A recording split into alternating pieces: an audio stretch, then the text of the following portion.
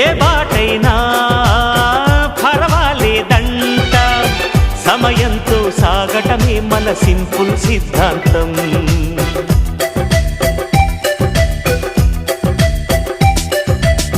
చిరుగాలికి పరిమళమిచ్చే సిరిమల్లెల వనమై ఉందాం, గగనాన్ని నేలను కలిపే హరివిల్లుల వంతెన అవుదాం.